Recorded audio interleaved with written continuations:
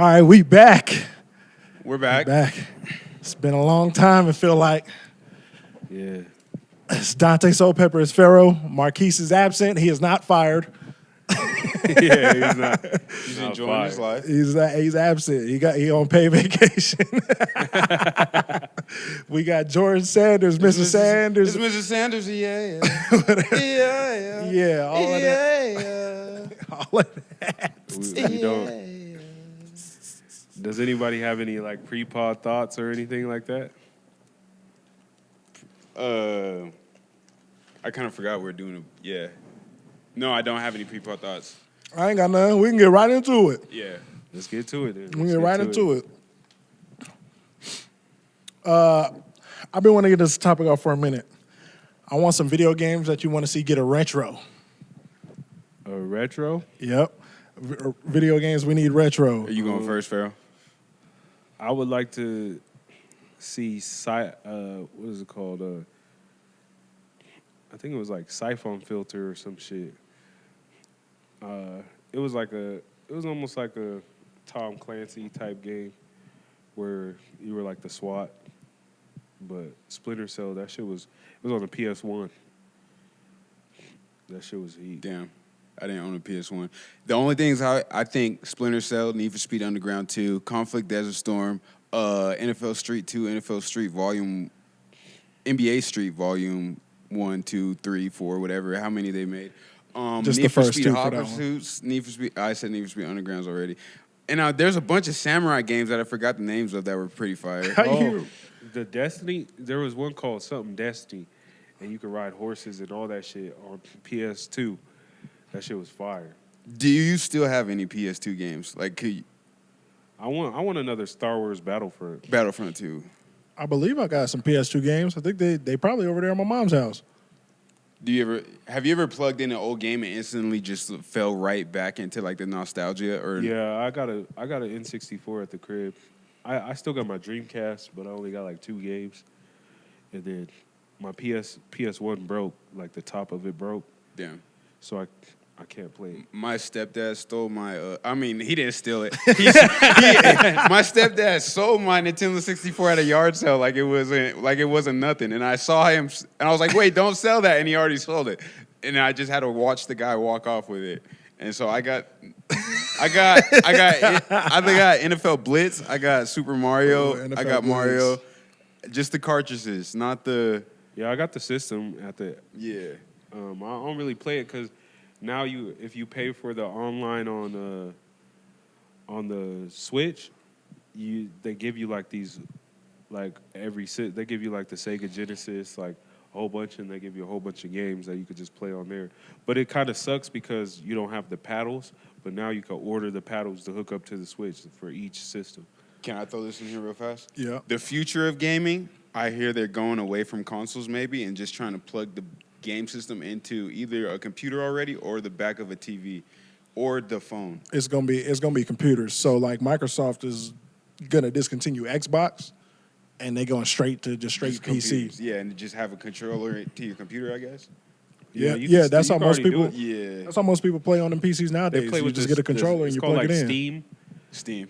I want to put this out there. I only play one video game right now, and that's been for like the last 4 years, and it's Age of Empires, and nobody knows what that is because it's the nerdiest game on the planet Earth. Yeah, I think you've seen me play it. You build your army and then go attack other people. I play it with my friends, and that's it.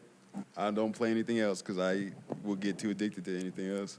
Yeah, that's why I don't play no more either. The ones I need to see retro though, you hit it on the head. With I want to see NBA Street Volume 1 and 2, NFL Street 1 and 2 and 3, actually, to be honest. And then SSX Tricky. I was gonna say that. I was gonna wait till you finish and throw SSX in there. I need Fight Night too. Like Fight Night would Fight be Night, dope. I lost way too much in Fight Night to fucking get that retro. Juwan beat my ass multiple times. Fight Night would be dope.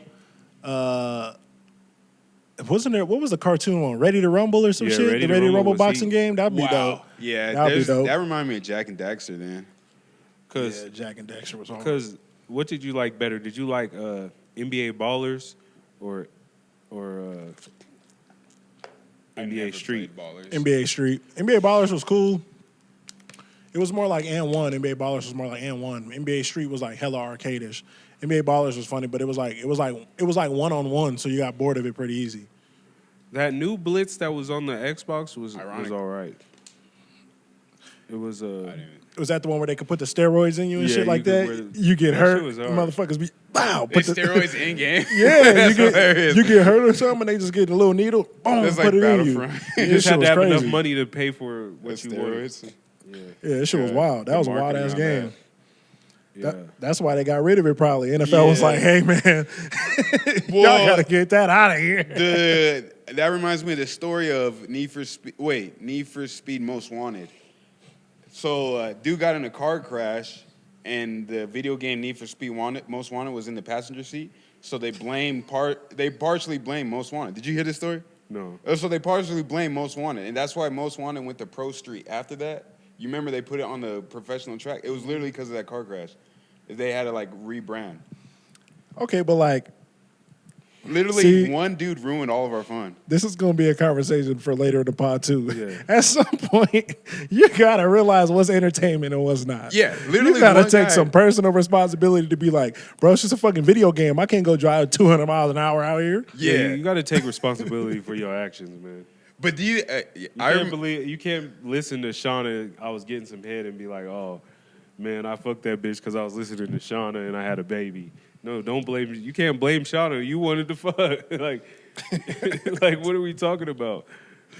Yeah, at some point, that shit just weird. Do you see cars on the street now, like Honda Civics and Need for Speed Eclipses, and just be like instantly think Need for Speed Underground 2 and want to trick it out? Yeah, sometimes. Yeah, Sometimes I feel like that's why I do see like cars that I don't deem as race cars. People like soup them up like race cars. It's because we all came. That's stuck in our head. We all came from that Need for Speed era. So like when I Yeah. do see somebody with a souped up Honda Civic, the fin and all the It little makes sense exhausts to on you. the back, I'm like, And we I mean, had I the personally wouldn't do that, but I get it. And we had the best Fast and the Furiouses when we was like kids, when we were most Those, like, yeah. So like people, I recently went on YouTube and clicked in that song "Riders on the Storm." The children, and then literally the comments were all people like between 25 and 35 years old, bro. Just thinking of nostalgia. Just, oh man, this is the best generation ever.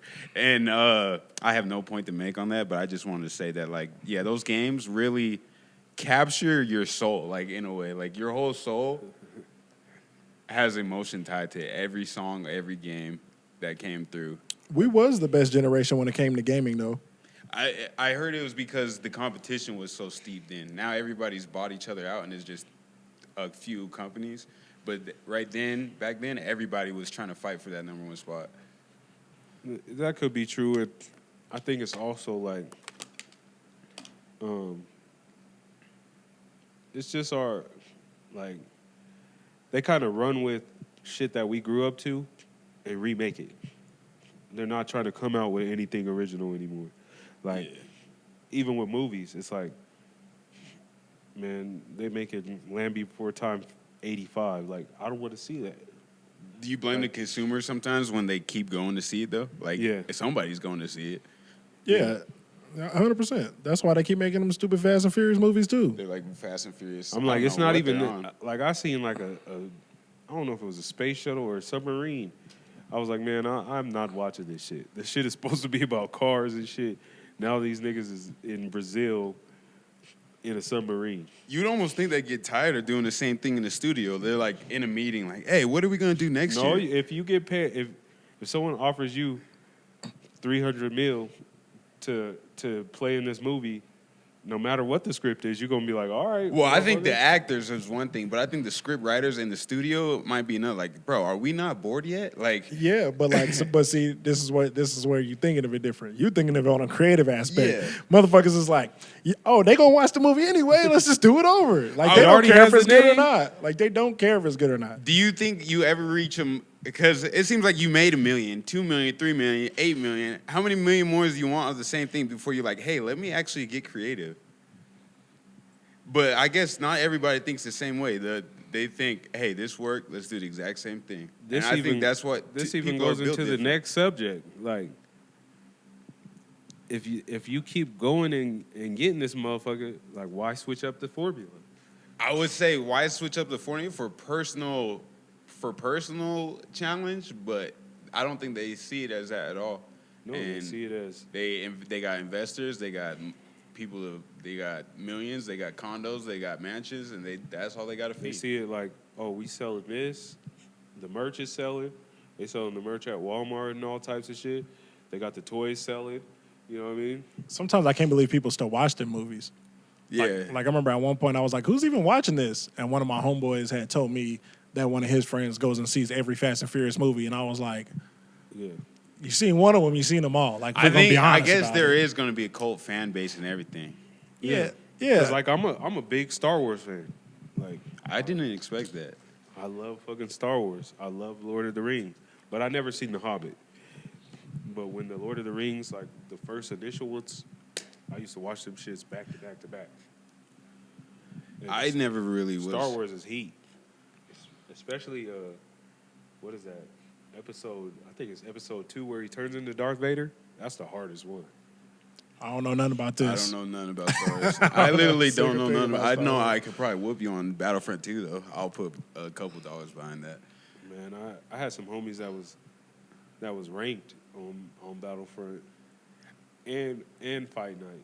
Have you ever got highly ranked on a video game, like where your stats in the world is like you're actually like reaching heights? I was ranked in Madden and Mortal Kombat before. How high? I was 22nd in Madden, and I was 40 something in Mortal Kombat. How did you feel Only at those one moments? Mortal Kombat, I was actually shocked. I think I just played the game so much that I ended up becoming ranked. Like, I was actually surprised. It was pretty crazy.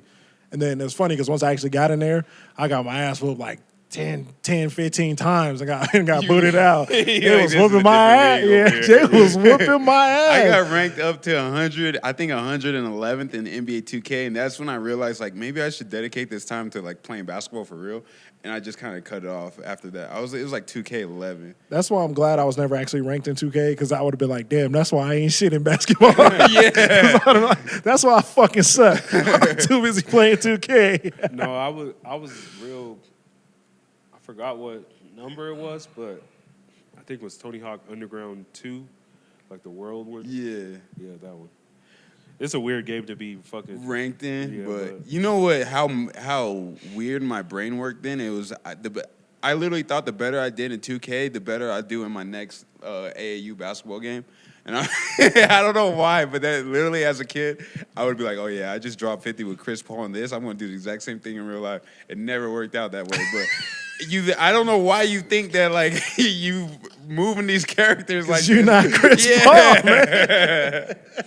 He was going to everybody's dribble packages like, oh, I could do that. Literally, no adult teaches you how to learn, really. Like, you just come up with anything in your head. Like, you think, like, no, bro, this is how you get, like, I don't know. Maybe I was just stupid. No.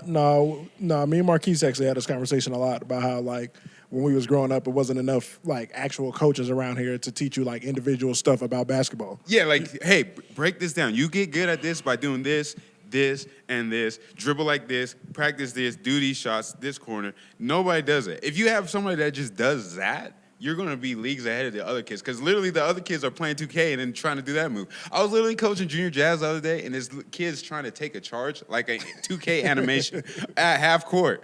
And I'm like, that's not going to work. You're like, it's not real. It's a video game glitch. Yeah, he literally thought it was going to work like a glitch. In his head, he was at half court multiple times, like trying to get the glitch to work. But it's crazy. At the same time, though, that almost make me think about like how nice we actually was at basketball back then, because we was really in these AAU tournaments with motherfuckers that was getting looked at by like some of the highest colleges. We hooping were. with them. Like, we was hooping with them. We were though. hooping, but we were getting smacked sometimes too. I remember coming home. Yeah, Yeah, it was a couple Yeah. games, but that's what I'm saying. Is like when we would be playing with those teams, they was like some of the greatest players in the world at the time, in our age range. I just remember I was always a year younger, and that was a big difference when it was 8th and 9th grade. And I just remember going into games and everybody just like swarming me, like just feeling so unathletic and stuff. We was holding our own. Like, it ain't like we was Yeah. ever at the bottom of any league. Like, that's what I'm Yeah. saying. Like, in my head, I was like, and for like I'm saying, a group of people who we didn't really have the proper coaching. It just was, we just knew how to hoop. Yeah, and I think sports are bigger outside of this state. And I think that's a big thing. That's a big difference. A big difference in, like, people going to the league and doing certain stuff because even when I go to where my dad's from, like, when you go to a high school game, that's like going to damn Utes game out here. Like, just a high school game. Especially when you have professional athletes that go to the league and come back to their hometown and start teaching anything.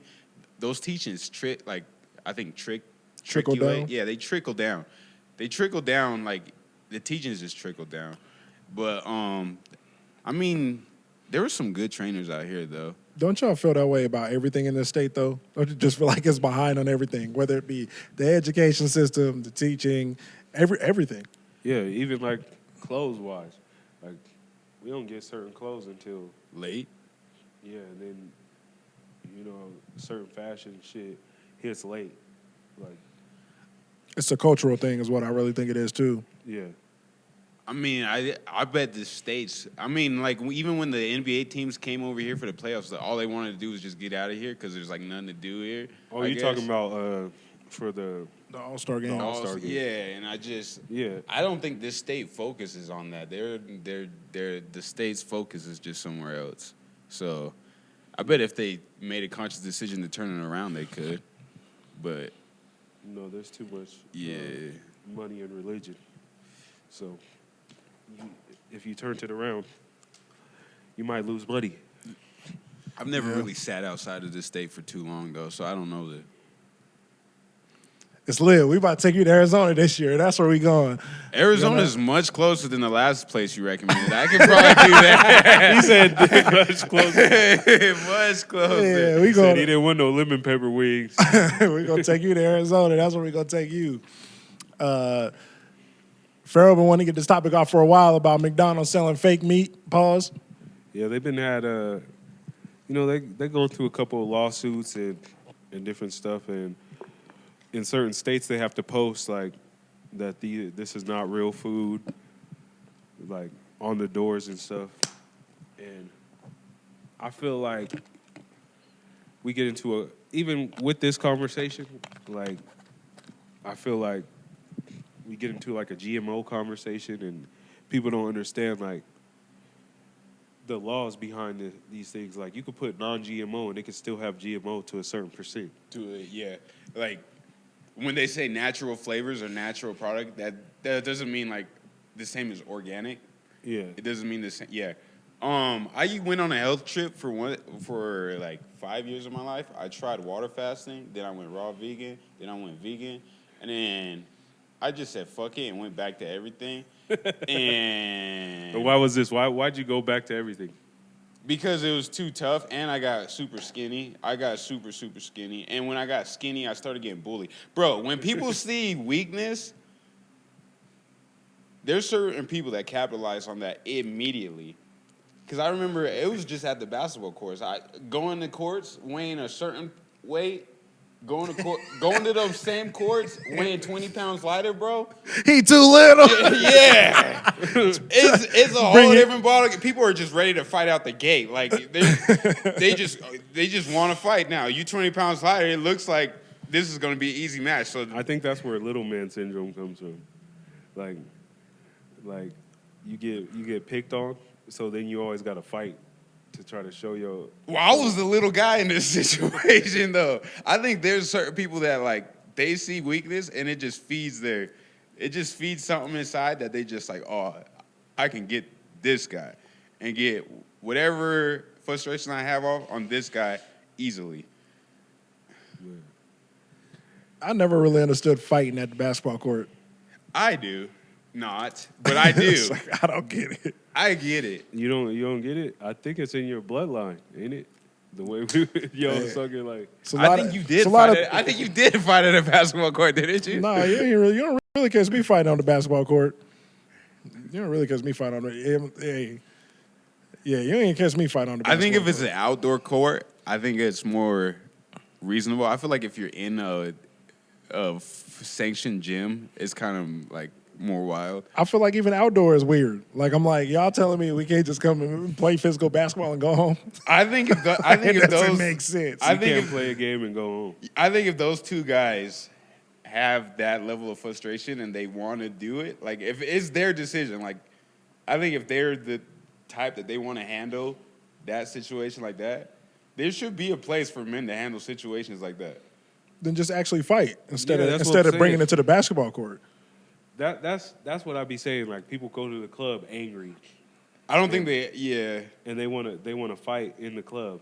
Like this isn't the time for gladiator sports. Why don't you go to an MMA gym or something? Right, Yeah. right. Like actually fight. Like if I had beef with you, why wouldn't I just fight you instead of bringing it to the basketball court and giving you this hard ass foul on purpose? Yeah, I mean that That's does make weird. sense. Yeah, that doesn't make, but I mean, I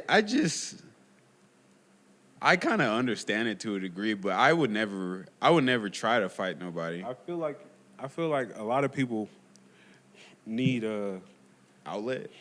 no, they need to have like emotional, like be aware of their emotions and understand. When you understand your emotions, you can figure out outlets to Get through. your emotions.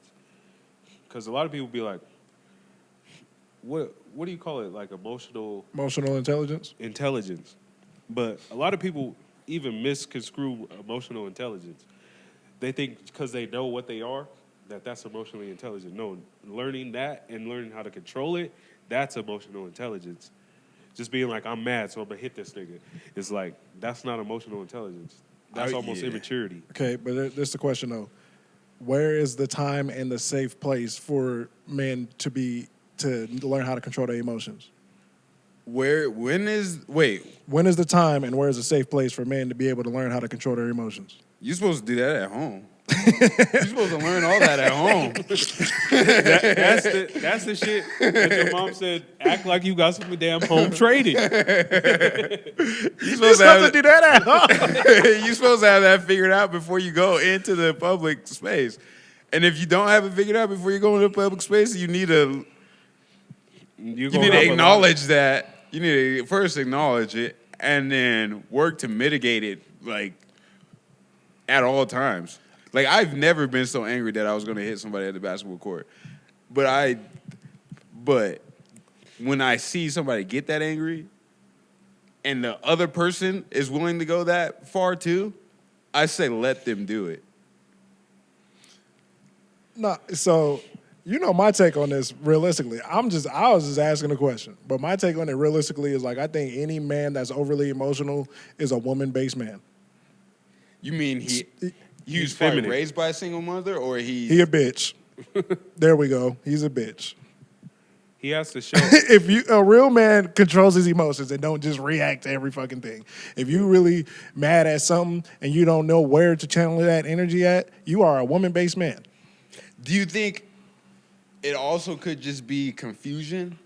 Like if somebody just told them, like some people don't know, like they've never been taught how to deal with that emotion. Like nobody's been taught a breathing. Some people have never been taught a breathing exercise. That's exactly what I was asking though. You say you're supposed to do that at home. You're supposed so to do them it at bitch ass niggas better sit at home and figure it the fuck out. I think it's supposed to be done at home. If it hasn't been done at home, there should be places. Like let's say we have the men's meeting like that. But even to go to that men's meeting, you have to understand, like, that I need to go here. Yeah. I need to go here. So some people have never even experienced that. Yeah, like, they don't. That doesn't click in their Yeah. head to say, I need to go here. They are so lost that it doesn't even. Yeah, I see what you're saying. And for a person like that, I would say sometimes prison does it.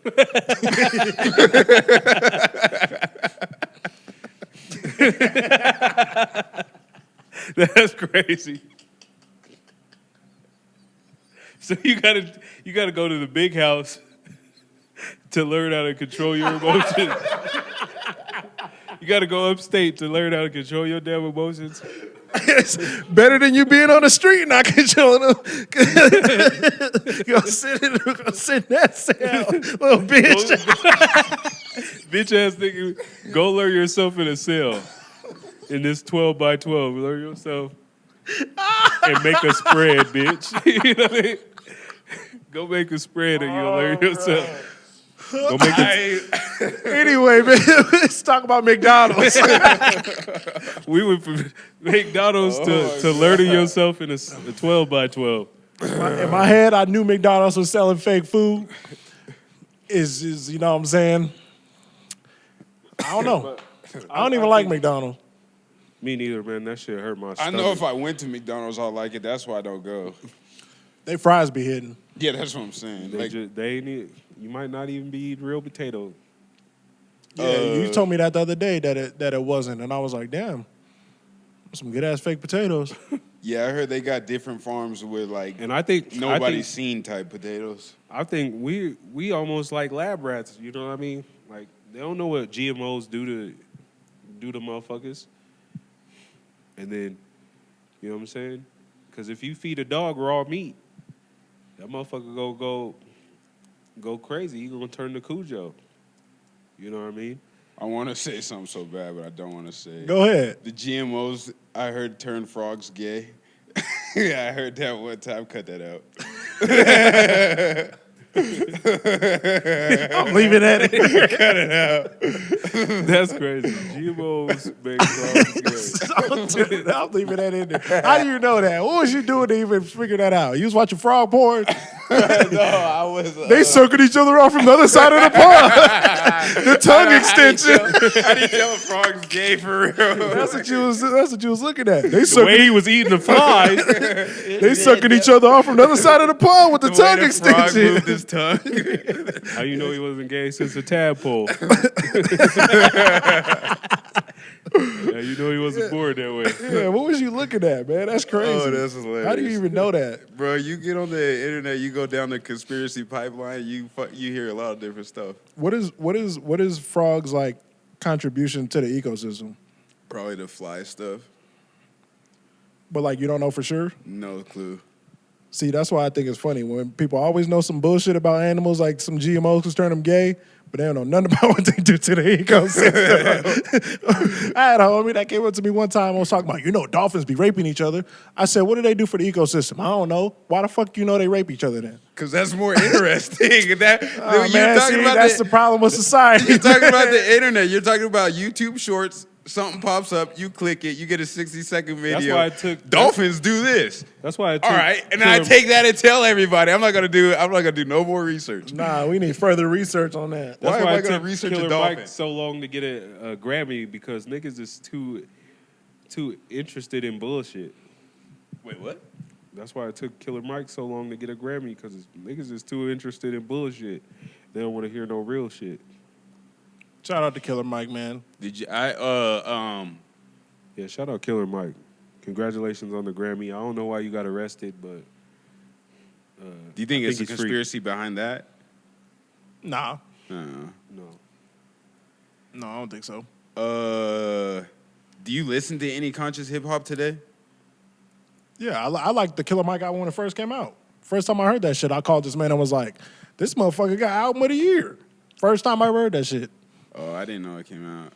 I never was really into Killer Mike. I just know he featured on Outkast every once in a while. That's all I know. I don't like his Run the Jewels joints like everybody else. I like some of the songs. I'm not like the biggest fan, but when I first heard Killer Mike, the first verse where I remember hearing Killer Mike and I was like, damn, this motherfucker be rapping, was on that. It was on the Chameleonaire album. Oh, It was yeah. like the Southern Takeover or something. Mm-hmm. And I was like, Yep. damn, this motherfucker is rapping. Mine was The Whole World. That was him on there, right? The Whole World? Yeah. Yeah. That was when I was just like, nah, I'll fuck with this dude. But Yeah. but like even then, like, this was the first solo album he even released in about 10 or so years. Yeah. And So it's almost even kind of tough. Like when you say, what kind of conscious hip hop do you listen to? When like sometimes it feels like a lot of these conscious rappers take longer on their projects than a lot of the bullshit rappers. Obviously you have to because you actually got shit to think about and say. I wonder, is that when they talk about how hip hop is dying, do you think partially it's because nobody's looking forward to the lyrics? Yeah. Because I remember when like Funk Volume, TDE, and everything, and you kind of have discussions about what they said. Nobody's really having discussions about what people said anymore on the specific verse. I'm just throwing stuff out there because I don't know. No, I think they do, but they're more enlightened by bullshit. Like they want to hear a motherfucker talk about. They want to hear what Blueface said or what Chief Keef said. And it's like it's kind of like that bit that that Dave Chappelle said where he's like, you know, during 9/11 they put Ja Rule on the thing. Like, who needs to listen to Ja Rule in a time like this? Like, that's where we're going to the wrong people for nutrition and shit. Do you want to go segue into your future experiment or experience? Yeah, we can. All right. Future to GOAT. He wanted to go. Future is the only rapper to ever drop 10 classics. Monster, Beast Mode, 56 Nights, Dirty Sprite 2, What a Time to Be Alive, Purple Rain, Evil, Future, Hendrix, Super Slimy. Well, we don't know. No, we know. Only rapper ever to drop 10 classics. I'm sitting on that. Pause. I haven't listened to any of them. I'm not a big Future fan. Why not? I don't know why. Not actually. Have you ever had rappers that it's just their voice or what they are about just doesn't resonate with you? Yeah. Yeah, I have no problem with Future, and I'm sure his music is good, but it's never connected with me like that. I'm almost that way with Kevin Gates. Like, I'm not a big, like, I like who he is and all that, but I'm not really. Is there a big rapper? You say Kevin Gates, but like a huge rapper that just never connected with you. Like every song you turned on, you just like, I don't get it. Like it literally baffles your mind. Like I literally don't see how people like this. I would say, Kid Ink. Here we go. Here we go. He would say Tyga and. Oh, definitely Tyga. Tyga's trash, bro. Like every time you hear his voice, it's like you just like, I don't get why people like this. No, I don't understand. He got like 3-4 good songs and that's it. Yeah. If it wasn't for Chris Brown, these niggas wouldn't even like Tyga. There, I said it. I don't think that's true. I have no emotional It is investment true. in Tyga. It is true. Nobody Yeah. would even like this nigga. Nobody would even like this nigga if it wasn't for Chris Brown. Chris Brown took this man and changed the trajectory of his whole career, if we're going to be honest. Chris Brown and DJ Mustard. He was liming the coke in that trash-ass bullshit before that nigga even stepped hand in hand with some legends. That nigga sucks. I ain't saying that. He sucks. Like, this is the facts. Like, the nigga's trash. I like some of Tyga's music, so. You got 4 good songs, Tyga. So do you see how like he kind of like he hears Tyga and he kind of he has like feelings about this artist, like how bad he is. Do you have an artist like that for you? Kid Ink. Kid Ink. Kid Ink better than Tyga though. Like, what are we talking about? I used to have artists to where I was like I would hear the name and now I really like have to express how bad they suck. Who is it? For me, it's mostly Drake. Oh, this is crazy. But I got to a point to where I just understand that I don't understand type thing. Why don't you like Drake? I always just, like, every time I hear Drake, see Drake, I just always hear the softness and the epitome of Drake is when, like, Kendrick put out the Control verse and then Drake was like, oh, those are harsh words. Like, just that in itself. I just feel like I hear that in every verse and every song. I just hear the softness. So now that he's a gangster rapper, do you think that's authentic or not? Now that he's a gangster, I just always felt like I couldn't understand how anybody could get past the softness. If that makes sense. Like it's not that he's physically hard. Like I feel like he's literally emotionally like soft. Like when somebody disses you and you're just like, oh, those were harsh words. You never felt soft before? Like, you never was like, you know what I'm saying? No, I You did that. never was hurt over a woman and had to turn on So Far Gone? But with the point that I was trying to make is that I didn't get how this emotional state raised him to these heights type thing. Like, I understand that if he had his own lane and he was like a big artist, I would get it. But I never got how he, with this, became number one and like people just fuck with him on the gangster tip, on the soft tip, on everything. Because for one, the women like him. He speaks. Maybe you can't relate to him because a lot of his stuff is. I feel like it's a lot of feminine energy around it when you say soft, and I think women relate to Drake a lot more than men can actually relate to Drake. That's what I kind of. That's number one. But like number two, he has a better voice than a lot of these people, and he's just a better rapper than a lot of these people. So it's almost like it doesn't matter what he does, whether it's authentic or not. He can make good music at the end of the day. That's just like easy on the ear that you just like some stupid background music at the end of the day. He can make it. I used to feel it like, bro, I don't get what's going on. Now I just don't care, and I understand that I don't understand, and I just leave it at that. Like, I literally, honestly, I do like Drake as a person. I just never finished the album. Last album sucks. Yeah, but I couldn't even tell the difference. Like, when people are like, this is the fire album and this is the weak album, I never could tell the difference. Like, my musical understanding just never, it couldn't comprehend. I can't say that about. The only person I could really say that about is Kidding, John Legend. John Legend. I could probably think of some more later on, but Kidding, John Legend. Yeah. Tyga and Kid Ink is literally the same dude, but Kid Ink is not as bad of a rapper as Tyga.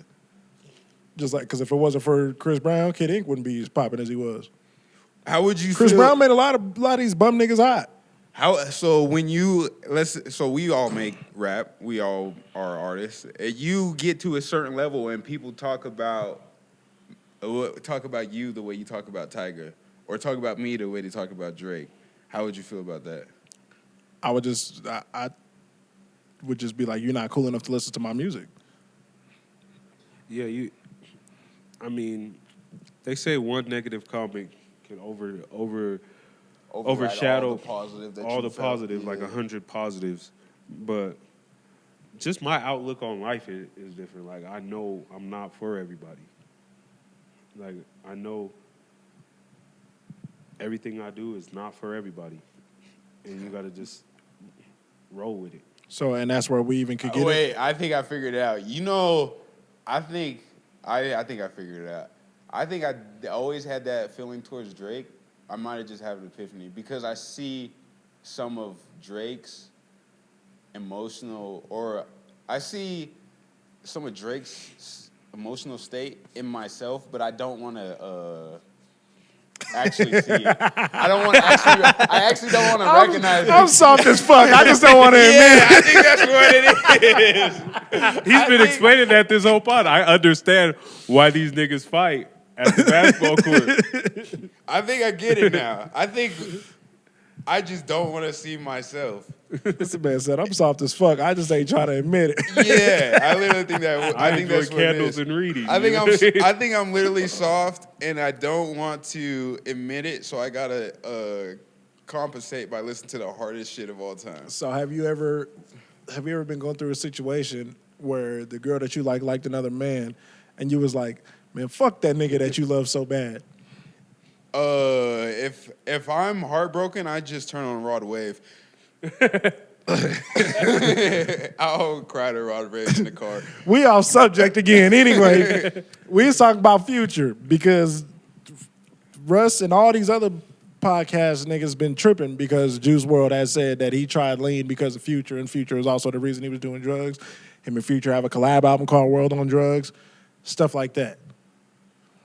Your question was, should the artist be responsible for what their fans are doing just because they're rapping about it, right? Yeah, so Juice WRLD, I did lean because of you, says that. Then he dies of an overdose. Does Future take any responsibility for that?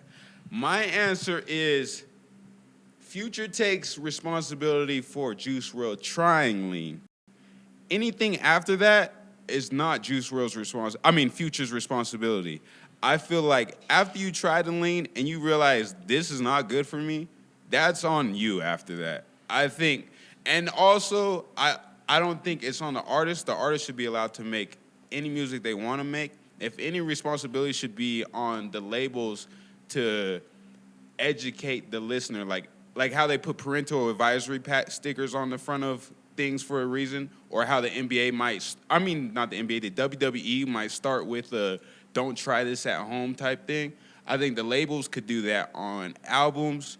But that's what the parental Yeah. advisory is for. Basically, so educate that labels should educate the listener, and the artist should be able to make whatever art they want. And maybe he could take responsibility for trying it, but after that, that's on you, especially if you're over 18 and you, yeah. No, I think it starts. I think this next generation, we really have to start taking responsibility for shit, because if you're gonna be a parent, you need to teach this shit at home. That's the main thing is people, like when I used to listen to rap, my step pops used to be like, "This is some bullshit. You do what they do, you're gonna end up in prison." Have you ever did anything because of a rap song that you? No, I did everything based off what the fuck I wanted to do. I know all of my friends tried acid because of Chance the Rapper, but they all stopped acid after one of them went to the hospital, the other one lost his mind and almost, yeah, and they all said, "We're done with this." I try lean because of Future. Did you? But if you would have died of overdose, would you be like, "Future, that was your fault"? No. Yeah. No, absolutely not. Absolutely not. Because But my bad, go ahead. at the end of the day, you have choices. Yeah. And this is what I teach my kids every day. Like, I'm like, you got a choice. You could do this or you could do this. If you do this, this is going to happen. And it even starts from clothes. I want to wear this. Well, it's 90 degrees outside. You wear a sweater, you get hot, you ain't got no water, you pass out. You might not wake up. So how about we wear this? Okay, Dad.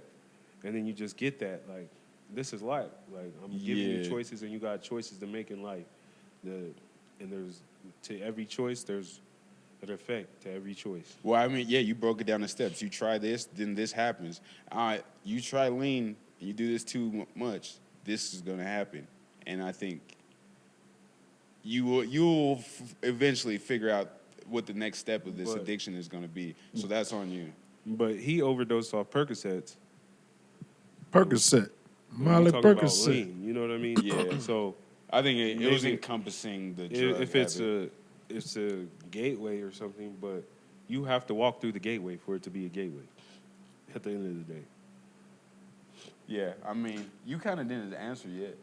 Well, my whole thing, I was letting him go because I agree with what he's saying. Because at the end of the day, like, we had this conversation a couple pods ago, and it's just like when, like how he was like, this next generation, we got to be like mad attentive to them because you can't let the internet raise your kids. You let hip hop raise your kids, and the stupid shit that these labels actually want to promote in hip hop, you're going to be raising a drug addict, a gangbanger, something stupid, or even like. But at the same time, that's why we got to be more attentive, because I feel like for some reason these past few generations that's younger than us are way more attracted to bullshit than we was. Because like in my head, it makes no sense that like, I know for a fact that 50 Cent was beefing with the biggest drug dealers in New York City. I know for a fact that Jeezy was running around with the biggest drug dealers in the South. But I ain't never once in my head was like, I got to go chop this cocaine and I want to be just like these niggas. No, I just put on a big T-shirt. You know, like, yeah, you know what I mean? yeah. It's like, what are you actually taking? What are you actually taking from it? Like, are we gonna take the bullshit from it? Or are we gonna take the cool shit from it? Yeah. Can I throw this in real fast? How you're saying the younger generation seems a little bit more into bullshit than we were. With the internet coming out, my initial thought was that since information travels faster and you have more access to information at the touch of a button, I thought the younger generation would be smarter. But I'm starting to, like, sometimes I hear my little nephews speak and my cousin, like, bro, these kids might be dumb as fuck. I'm sorry. And I don't think the internet's helping. I think it might be hurting. But you got to think, what are you pressing on the internet? Like, there's bullshit on the internet and there's real shit. Yeah. Like, so if they're attracted to bullshit at first, that's all they're learning is more bullshit and more bullshit. And the recommended shit is more bullshit. So it's like, who's going to plant the seed that, oh, this is bullshit? Also, I feel like our generation, when it was on the internet, I feel like the algorithms weren't so fine-tuned to where you like the conspiracy stuff or the educational stuff, like there's a whole lane for all that. Like, you know where you're at on the internet. Now it's just like the internet's so like mainstream and plain now that's all you get. So you don't get the alternate information as much as you used to. Yeah, but And they doing it on purpose though because of Yeah. the programming, and that's why we trying to say it kind of starting your household. Like, yeah, at the end of the day, you got to be letting your kids know, like, hey, this is some bullshit that you are getting fed. It's just like the same. It's just like almost like how we was with the school system. It's just like when they go to these histories, start teaching you Christopher Columbus and this and that and the third and all that American bullshit. At home, like, your parents would be telling you, like, hey, this is what actually happened. Like, this is what they did at Black Wall Street. Christopher Columbus was a terrorist. This and all of that. Yeah. yeah. And then you also just, we were outside. You know what I'm saying? We were one of the generations that, yeah, we were the start of like online gaming and shit like that. We had both. But we also went outside and rode bikes. We got hit in the jaw and realized certain shit. Yeah. And that's where I think a lot of this shit is like, these niggas never even got their jaw tested to the game. So, like, you doing, like, you see these motherfuckers on YouTube and they'll be trolling people or going out trolling people. They ain't never really had their jaw tested. You know what I mean? And know, like, oh, you can't fuck with these people like that. And in real life, yeah. It's almost like how you were saying earlier, too. That almost shows that you ain't even got no home training. You gonna bother strangers for some content? Yeah. Like, that's weird. Like, you trying to get under people's skin while niggas is just trying to grocery shop? Like, Wait, you don't like the prank videos at all? I'm like, some of them are funny, but like just how the line they be crossing. Like, it's this Yeah. one dude I see where T.I. end up checking him, where he keep go into the grocery store and he always be like, hand me that there cereal, boy. And every time he say that shit, dudes start getting mad and he'd be like, oh no, I'm just playing, it's a prank. And like, dude, and then he point to the camera like after they get like super mad. And then yeah. people are usually cool about it, but I'm like, Some people like, gonna be like, where's the fuck line? camera. Yeah, like what if somebody just like stuck him Yeah. one time? Yeah. I mean, I think they just gotta expect that to come with the Yeah, territory. he played that shit with T.I. and T.I. was like, man, you lucky this one 10 years ago. I would have knocked your shit in. You know what I mean? Like, so that's what, and it even started with us. Like, what was that one dude's name? Like, and he was like, Mr. La, and he just used to run around and fuck with people. He was in Miami. He's like, I forgot don't the nigga's remember that. name. I don't remember that. No. He was like, I forgot his name. I'm gonna remember it one day. And he used to just run up to people like, and he was like, go crazy, and like it was entertaining. Yeah. But I knew it was bullshit. Have you do you remember the shift? So I also want to throw this in there. The shift between you're hanging out with your friends, you're being silly, having fun, nobody pulls out a camera phone, nobody tries to post nothing, say nothing about it. You just have that moment with your friends, a real life moment, and then that's it. Now, there's always, I feel like if somebody starts having too much fun or something, somebody always pulls out a phone, and then you got to like correct yourself because then it's permanent on the internet type thing. And do you guys ever remember that shift, and do you feel any type of way about that shift, or is it all good? I think we've become too documentary on shit that shouldn't even be documented. Yeah. Like, yeah, you want pictures of your kids and stuff like that. Like, you go through to your mom's house or something and you see pictures of yourself and you're like, damn, I was this and this and this. Well, now it's like every moment is documented. Like every moment isn't even meant to be documented. I guess for me, why I brought that up is because I used to, like, sometimes I get hyper. I don't know how I sound on this camera. I probably, like, my high-pitched voice, hyper personality. But I used to have moments where I would just be having a blast, bro. Just, like, doing the dumbest shit, having a blast. And then, but now every time I get like that, I'll turn around and somebody just has a camera phone in my face. Like, it almost feels like somebody's trying to embarrass me type thing. And it's just, it's never been the same. Yeah, it's almost like if I wanted to post it, I would have did it. Yeah.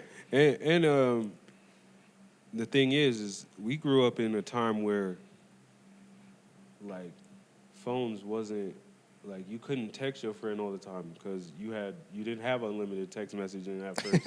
Yeah, that's call why. this motherfucker all the time. Yeah, minutes. Then remember when the Fave 5 on T-Mobile came out? Well, I don't know if you guys had Oh, T-Mobile. where anybody you could eliminate. It was either unlimited minutes or unlimited texting to your favorite 5 people. Yeah, it was both. Something it was like both that. to your favorite 5. Like, you could do all that to your favorite 5, and you could only switch your favorite 5 at the first of the month. So, like, you got to choose who you talking to at the first of the month. That's so funny. Get all You your know, girls in line at the first of the month. you know the companies be scamming. They're like, we could give them unlimited to everything, but we're just gonna hold them to like 5 this month, or we're just gonna make them pay. But we know we could. Yeah, that's You fun. remember watching TV shows and they're like, text this to text this to text this, And that shit costs money. and it costs money to text it. Like, man. Also, do you feel the necessity? Like, all right, you have your friends, and then you post something online. Do you feel like your friends should be obligated to like, share, or do anything or comment, or should they be able to just totally ignore you online and be your friends in real life and then keep it at that? Or should they support you online? You should know who your friends are. Like, some people don't give a fuck about liking shit and, like, doing all this shit. Yeah. And, like, me, I get on social media, I'm not going to every one of my friends' pages just, like, watching what they're doing. But if it pops up and I see, oh, like this morning, I seen Cam posted something about his album. I didn't see it initially. But when I seen it, I liked it. So if he felt a way, like, for however long he That he didn't get the posted like. it, that he didn't get a like from me, it's like, damn, the internet is fucking up friendship. I feel like You know what I mean? I feel like there My should algorithm be, is fucking up my friendship. You know what I mean? Yeah, I feel like there should be like a global consensus to leave the internet to the internet and leave friendships in real life to friendships in real life. And I don't know how it is for other people, but I feel like nobody should ever have to like my stuff. Nobody should ever have to share my stuff. Nobody should even have to ever talk about my stuff. If I see my friends in real life, they don't have to even acknowledge that I posted anything ever. And we just keep it friends in real life the way it's always been. I kind of agree with you because I used to hate when I would make when I first started making music, and like when I would say some personal shit with like some of my friends would ask me about it, and I'd be like, yeah, that wasn't really for you to hear. But like I don't think like my target audience was ever anybody that I know. So like, and it's just like I'm saying, because I have relationships with people in real life, I really don't care if they actually support what I'm doing. Like I appreciate it because I am your friend and you supporting what I'm trying to do. But it won't affect but the like friendship at all. you're my friend. You're not my fan. Yeah. You know what I'm saying? Like, so I don't expect like none of my friends to really be like my fan, I guess. It's kind of stupid to ask them to do that. Like, you know what I'm saying? Yeah. Like if somebody put the pressure on you, like, hey, will you share this so it can like do this, and then you just don't do it. It almost feels like you're a hating friend, but really you just wanted to keep, like, the internet, you just like, bro, I don't care about none of that. That's the internet. I'll kick it with you in real life. Yeah. Yeah. Yeah, and that's a lot of things that we need to get back to. And even what I'm saying is, like, we need to show the kids, like, you could go outside and ride a bike. You could go outside and play some football. You could go outside and like, enjoy yourself other than taping it on the internet. Like, I think even with my kids, I'll be like, you don't always need a phone or tablet Right. to live. Because my kid's favorite thing is, let me see your phone. Let me see your phone. I'm like, and I find myself like putting down my phone, trying to like Disconnect. just play toys with him. Yeah. Like, what do you want to do besides watch another motherfucker play with toys? Like, why do you want to watch another motherfucker? Yeah, that is wild. That the kids will watch the kids play the video And game then- before they play And the then video you game. go buy the toy, they play with it for 2 seconds, and they go back to watch another toy that they play Yeah. with. It's like, nigga, you're living your own life. Like, that's how I go about it. Like, you are living your own life. Fuck what these people are doing on here. Yeah, I remember. And people get rich off that shit. There's a kid named Ryan. I don't know if you've seen Ryan's toy reviews and shit. It was a big thing, like, and his parents were like pressing him to make these videos. They would do all this stuff. Yeah. Then he got a show on Nickelodeon. He has his own little toy things. Yeah. But you're gonna see it, like, you're gonna see he's gonna be like one of these kid stars. That's gonna be like the new kid stars. It's like the internet kids. They're gonna be the new kid stars, and they're gonna in 20 years from now, you're gonna see they're on drugs and doing crazy shit. Like, no, it's gonna be like It's gonna be like the Nickelodeon kids it's now. gonna be I like get the you. Nickelodeon kids I now. get you. because I for sure get you. they didn't have a childhood. Mm-hmm. Their childhood was taken away from them because their parents wanted YouTube money. Yeah. Right. You know what I'm saying? And The internet's alluring. Yeah, I know exactly what you're saying. so you're gonna see these kids that's doing toy reviews and singing and doing shit to entertain other kids. And their parents They're are the new behind Britney the scene. Spears- Yeah, they're the the new parents Britney are Spears behind of the this scene time. coaching them and filming their stuff. And then they're probably. gonna be like, why? 10 years later, when they're on their little they phone that goes on their face, and you can see it, they're gonna see motherfucking Ryan dancing like this, and they're like, why is this motherfucker so crazy? Because he didn't have a childhood at life. Yep. Yeah. So now he's trying to enjoy his childhood at 30, and he's experiencing new things that he should have experienced when he was a teenager at 30. Yeah, hopefully there ain't nobody behind the scenes doing that shit that Dan Snyder was doing at Nickelodeon. You see that Dan Snyder Well, he documentary? had a show on Nickelodeon. Who did? Ryan, like, that's how big he got. Is he went to Nickelodeon, Wait, Oh, shit. and who's Dan he was Snyder? showing his feet off, probably. One of the Nickelodeon writers who used to be trying to do weird shit with the kids. He would like write scenes where they was like touching each other's feet because he had a foot fetish, licking each other's feet. That's why kinda Nickelodeon weird shit shit. was a foot. Like, remember it used to be a foot? No, dead ass.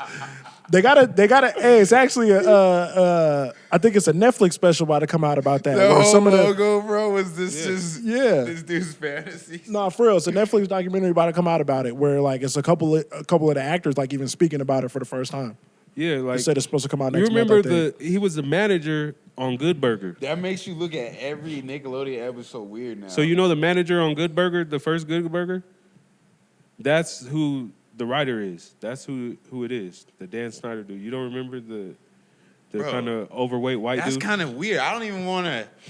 It makes you think of every episode of Nickelodeon, like every Nickelodeon episode you go back to, like They're stepping in slime and slime, doing the that shit. slime thing, boom, slime. He was in the back beating his meat. Fucking is weirdo. wild. He was in the back touching himself What happened? just because they were stepping in slime. They was stepping in slime. He was making molds of their feet. he was Vince McMahon, Bro. they pinky toes. What the fuck is we talking about? How does stuff go on for so long? How does a whole episode? How does a whole TV show? What? Because you know what? Where We have to start talking about this shit. where does somebody in the room People- like no? Nobody's in the room like no, bro. Money makes a lot of shit okay to people, and now that we're in the age of like, cancel culture and shit. Now we're canceling out the shit, but we're not getting to the root of the problem of what happened. Is why are we letting money control decisions? You know what I mean? Big facts. You let R. Kelly sing for all these years because of money. You let him get away with all that shit for all these years because of money. You let the Nickelodeon nigga get away with all this shit for money. You let Diddy get away with all this shit for money. Like, when are you let Bill Cosby get away with his shit for money? But Like, it was okay. It was okay when you were making money. As soon as the motherfucker is not the horse that they used to run that race, now they're in trouble.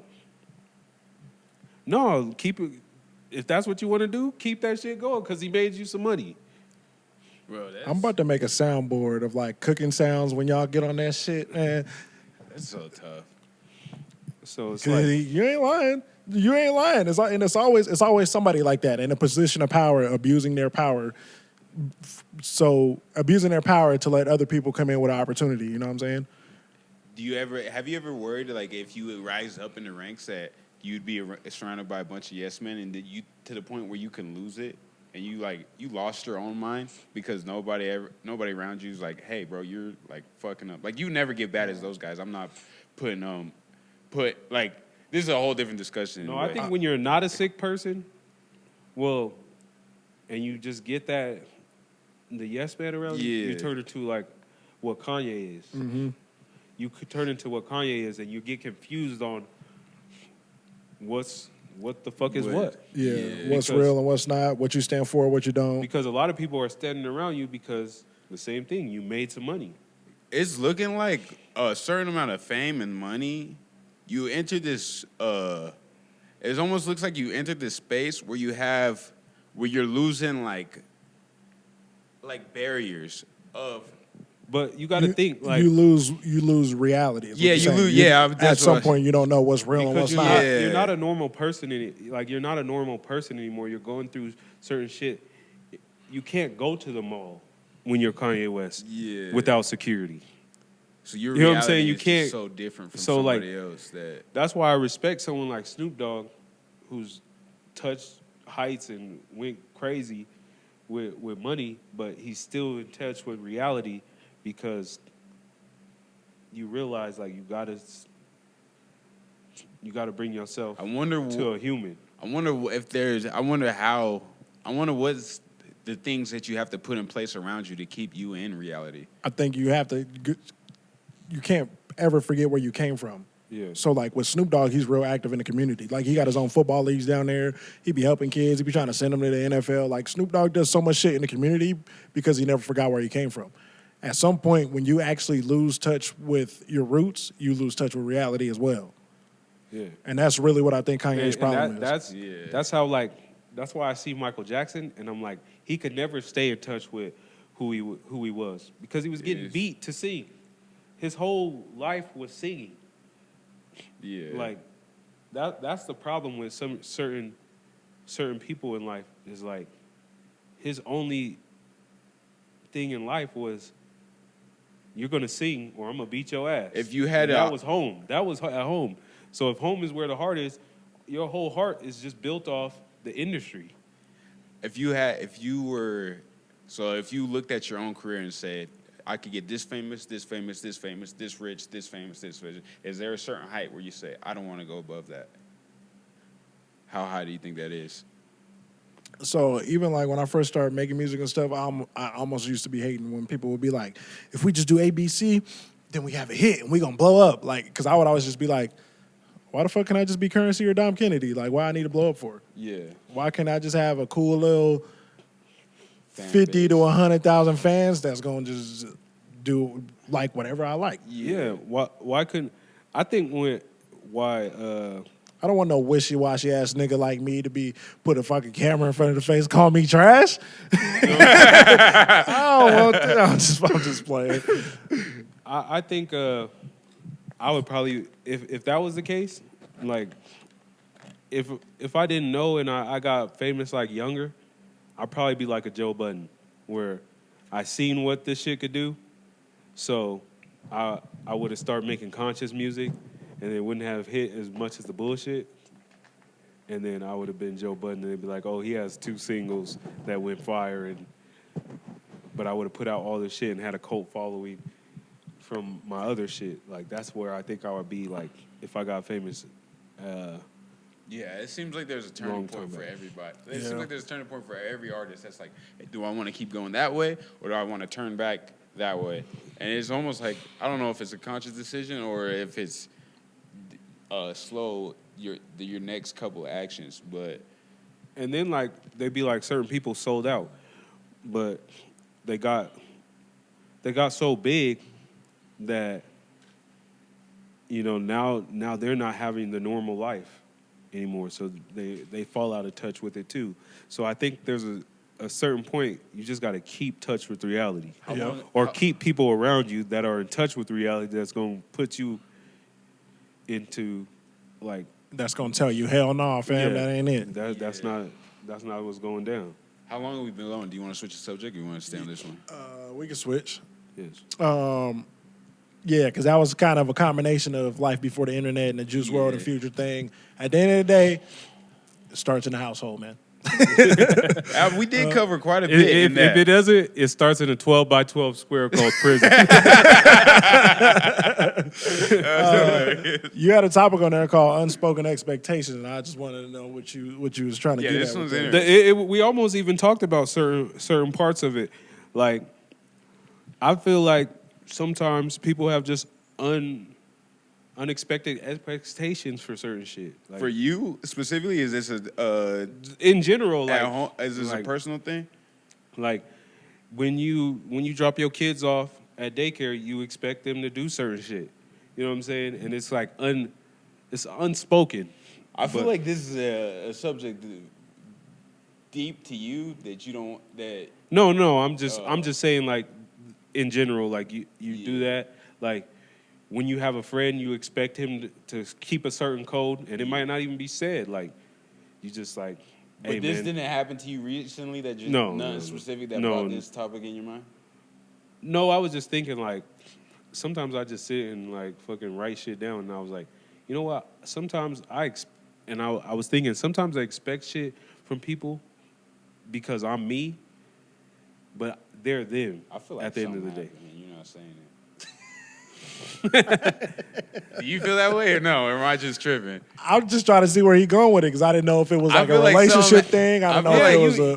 even in relationship shit, like I felt like it was just in general, like you expect your girl to just like hold it down sometimes or certain shit. I But feel like there's a certain specific thing that happened to you, and that was brought up to your mind, and you don't necessarily no, it was want a to couple. speak on it. I feel like it was a couple situations. It wasn't really my kids, but it was just like more the friendship type shit where, Cam He's- probably knows the situation, like certain situations where niggas was talking about some shit, and I'm like, I told you it was deeper. He just, I I could tell you're trying to like say it without saying it. yeah, because So- I don't want to put validity into that, but like,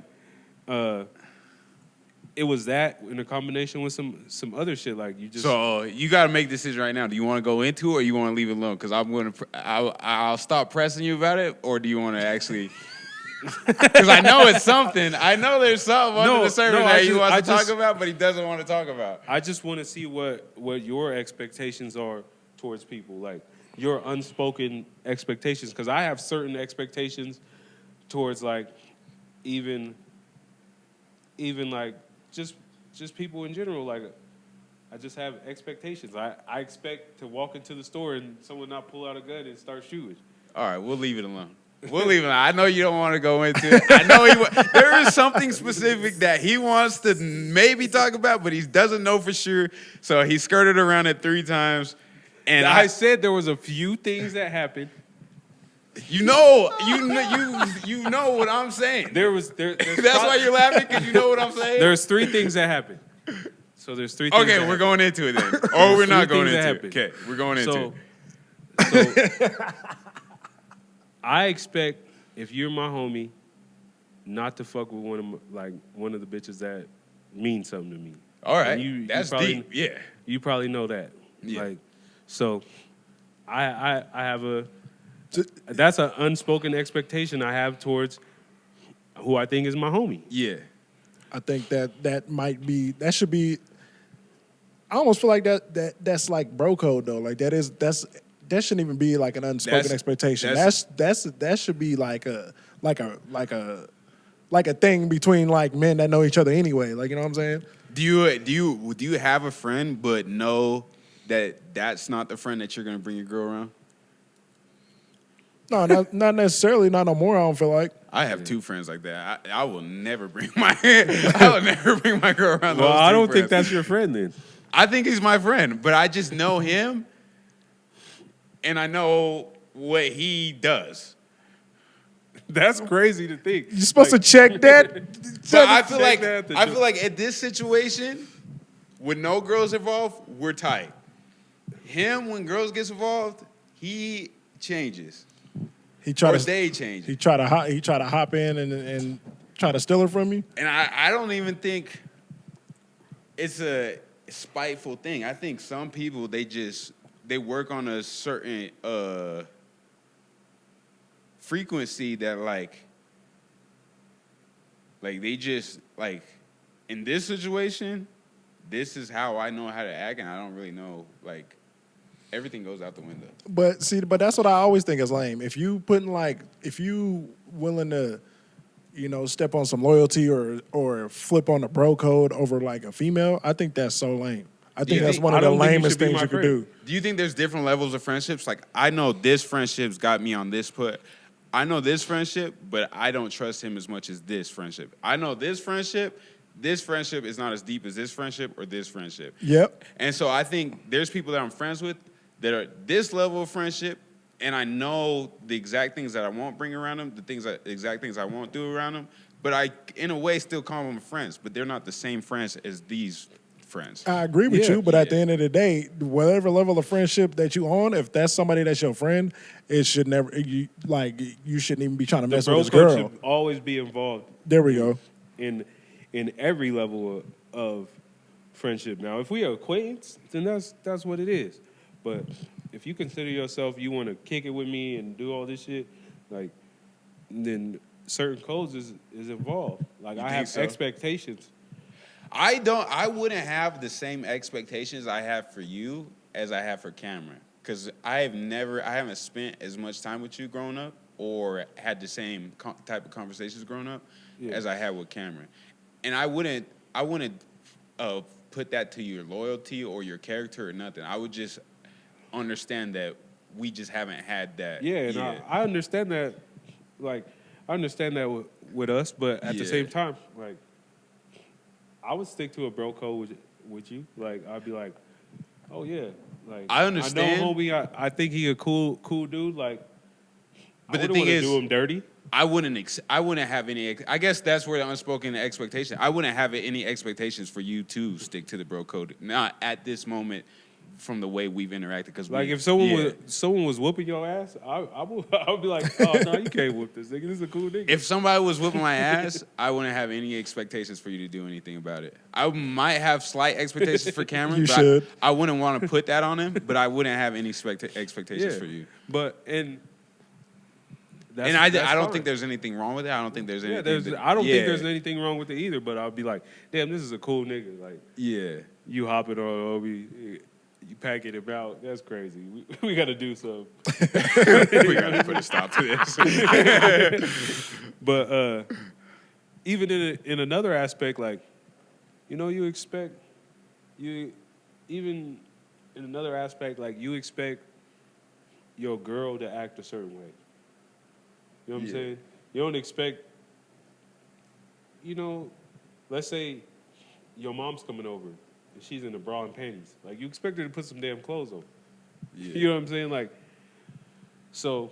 Do you think the possible problem with the unspoken expectations is that they are unspoken? So, like, I had a certain expectations. I don't have a certain expectation for you, but if I did and then you broke it, and I'd be like, oh, man, he broke the code. And then you're thinking, we were never on that level type thing.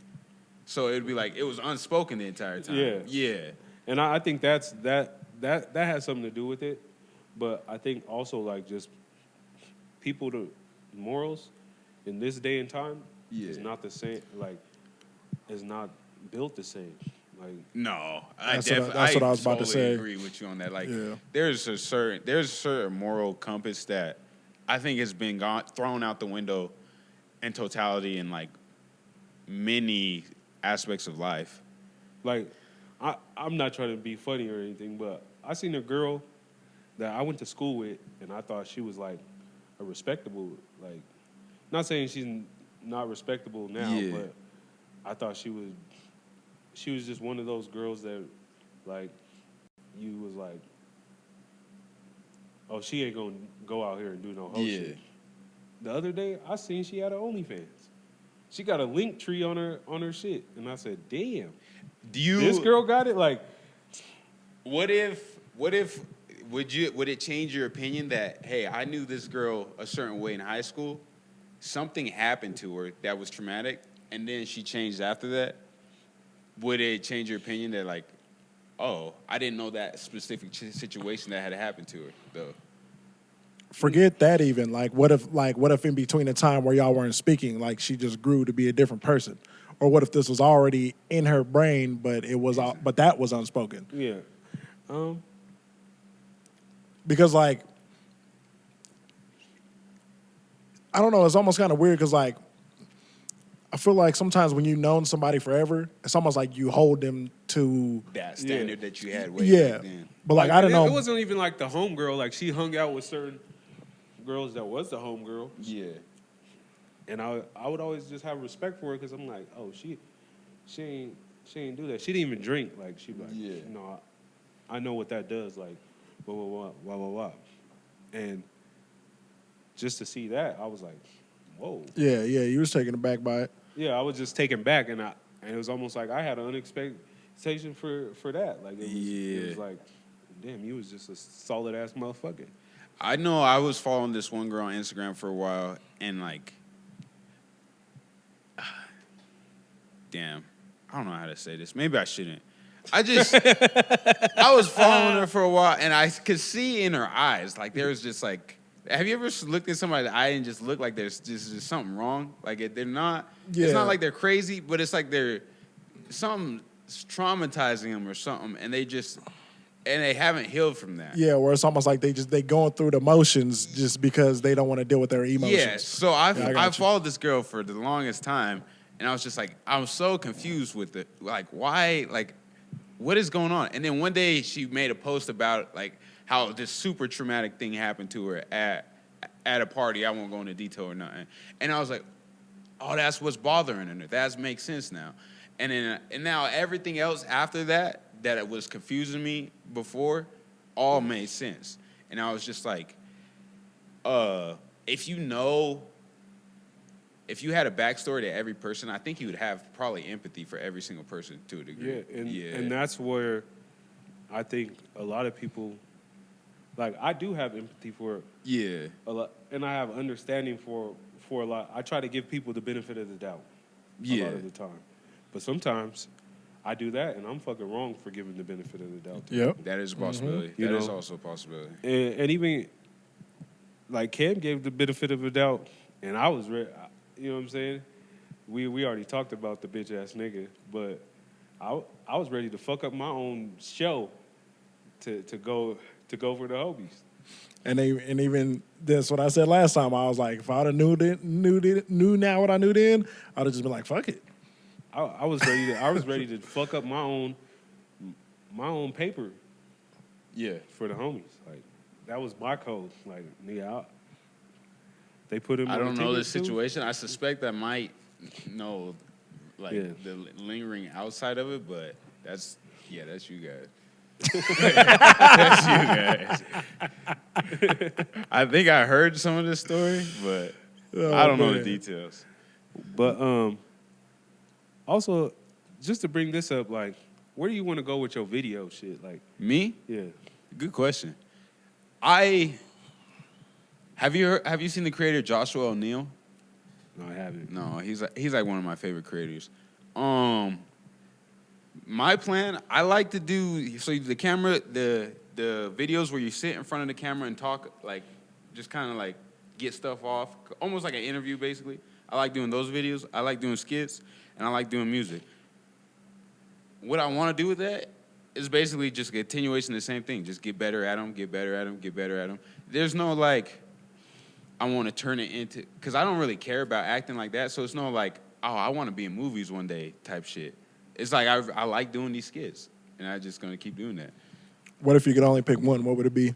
If I could only pick one, that is tough. Music or skits or, I would hate that choice. But it wouldn't be music because I feel like I'm better at the skits than I am at music. I feel like my skits resonate with people than the music does. Like I feel like nobody's ever really checked for my music.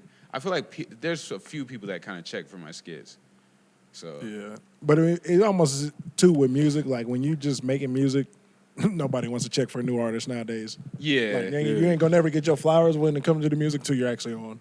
But I love making music. I think I'll be the 45-year-old rapper. And even if I never got any clout from rapping, I literally just love the wordplay. I literally love the wordplay. That's why I'm such a huge Lil Wayne fan, Andre 3000 fan, Ab-Soul fan. It's the wordplay that I'm just addicted to. And that's Are you a Wale fan? Wale? No, I never really got into him that much. I actually never liked Lupe Fiasco either, only because I knew it. I only said that because I knew he was going to shake his head. I don't have anything emotional, I don't have anything serious about Lupe Fiasco. I just wanted to see him shake his head. Lupe is a goat. He's one of the goats. Like, food and liquor and the cool. That's why it don't make no sense to me. Like somebody like you, like who champions Ab-Soul, it makes no sense to me how you can sit through. No, why? It's because I hate Lupe Fiasco fans. That's why. Because I always felt like there's an era where they're like, bro, this is why I don't have nothing with Lupe. I hate Lupe Fiasco fans. Because you'll sit here in a comment section of like one of your favorite rappers, you're like, oh, this is fire. And then a Lupe Fiasco fan will show up out of the blue, like, oh, you think this is fire? Wait till you hear a Lupe Fiasco verse. It'll take you 10 years to figure that shit out. Bro, nobody asked you. So you feel about Lupe Fiasco the way I feel about Cowboy fans. I just think Lupe Fiasco's bugs because they're just like, oh, we're the smart listener rapper. We listen to the conscious smart stuff, and you guys listen to the trash. If you actually listen to him, you would be one of the motherfuckers in the comments. No, Yeah. You would be one of the motherfuckers in the comments if you actually listen to because Lupe. I went on my little Lupe Fiasco rabbit hole one day, and I started listening to his interviews, and some of the stuff in his interviews, I was like, this guy is not that out of here with like his conclusions and stuff. So he's like a regular dude, but he just sounds really literate in his lyrics, and like he read the dictionary twice. So I'm like, But what is he talking about in his lyrics? Fuck if I know. Like, have you heard Strange Fruit? I fuck if I know because Was it Strange Fruitation? I feel like Yeah. it's extra complicated for no reason. No, it's not. It's not that complicated. That's the funny part about it is like sure he talks in metaphors, but it's not that complicated. It's just as complicated as Ab-Soul. No. There's no way that if you actually sat through Food and Liquor in the Cool and then go play Control System, there's no way that you can't tell Not me. even close. No, it's hella close. I'm typing it in right now. I'll listen to it on the way home. It's 100% close because, like, that's what I'm saying. Like, if you listen to Food and Liquor, like, if you just listen to the whole album, there's a theme behind it. I'm not going to sit here and tell you the theme if you haven't heard it yet. All right. But, like, Yeah, this is going to be a There's just no pointless- way. Oh, you one of the texts that Cameron hates, huh? What? Because he hate when the texts come green. oh, yeah. Yeah. Yep. Wait, what? He's looking at your phone and just talking about how you ain't got no iPhone. Oh, no. Yeah, no. Yeah, but if you listen to Food and Liquor, dog, I'm telling you. I feel like it was always. I feel like, you know, when you go to college classes and the professor be talking extra smart, and I feel like nobody in the class understands what he's saying, but nobody's gonna raise their hand and be like, "Hey, will you please explain that? Because you're not making any fucking sense right now." But everybody just walks out the class and be like, "Oh, that professor's smart." Deep down, nobody really understood what the professor said. But I feel like Lupe Fiasco is that college professor. No, we know what he's saying. We know what he's saying. And even, you know what was funny? So I just seen this dude in a concert like 2 years ago where he did the whole Food and Liquor album, right? Before every song, he explained what it was about, and I was just like, damn, because I already knew. But like just hearing him saying it, I was just like, All right, send me that link. And then I don't know if you'll be able to see it. I went to the concert and he was explaining Oh. it. That's what I'm saying. Before he did every song, the only song that really got me was when he did the American Terrorist joint, because he was talking about even like in San Francisco, the Asians was working on the railroads and shit like that. It was dope. anyways, yeah, I'm not a Lupe Fiasco hater. I'm a Lupe Fiasco fan hater. I hate all the fans. Except Cameron, but Yeah, but if know you, what I mean. yeah, but that's what I'm saying. If I we, fucks with him. Not probably as deep as Cameron, because Yeah. I kind of stop at, like, I don't like late.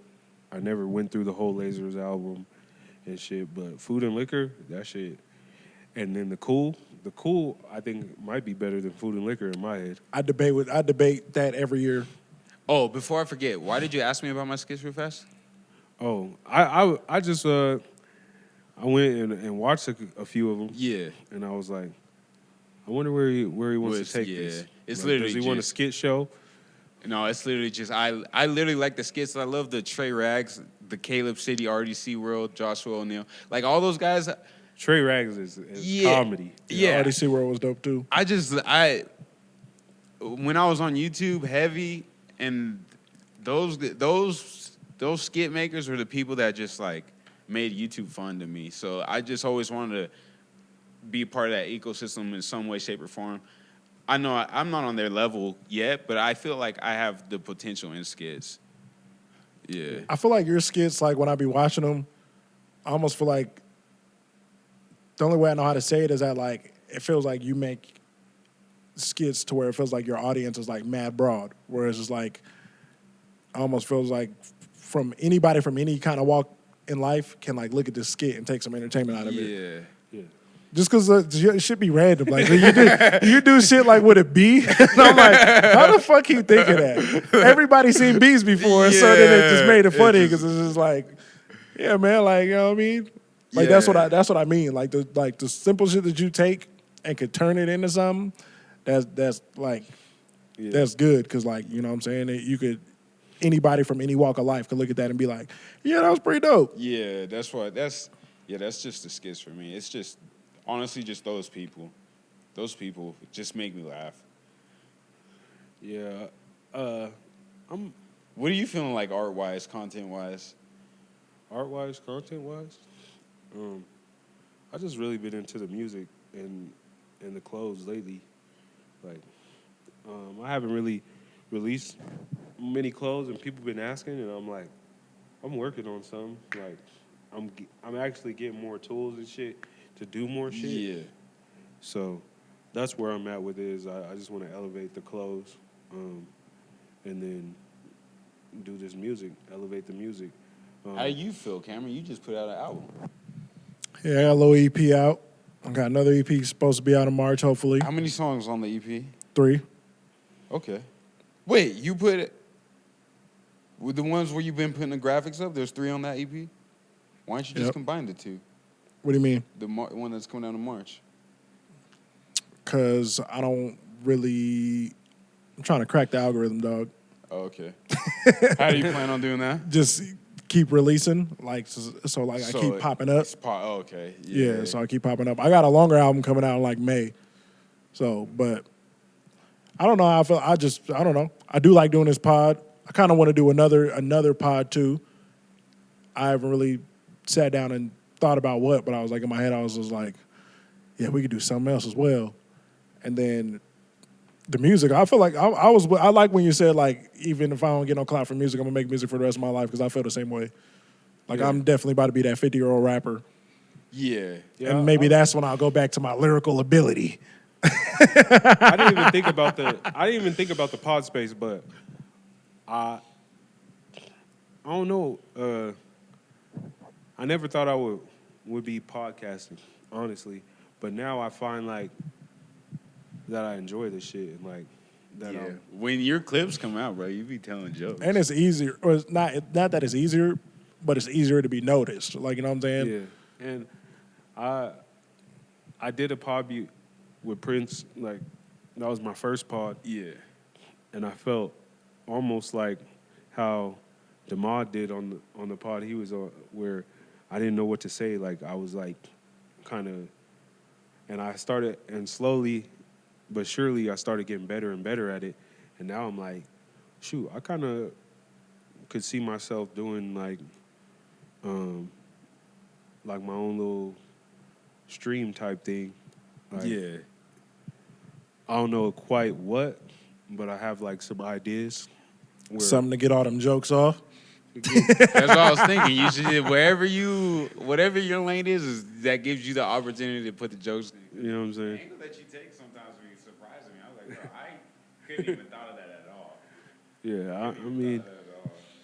and then, you know, and people be like, and I enjoy like, I think that's even part of like the shit that I started enjoying in music is like, people was like, I listened to this song like, and it got me through this, or I listened to this song and like it made me feel better, and I was like, okay, like at first like that's where I was like, and it just kept me going. So like when I see people like I watch the clip every morning, it makes me laugh. I'm like, you know what? I like people to feel good. I want people to feel good. And I've even told Cameron, like, we should take, when we get to a point, like, we should start taking this live and doing it at certain venues and getting other content.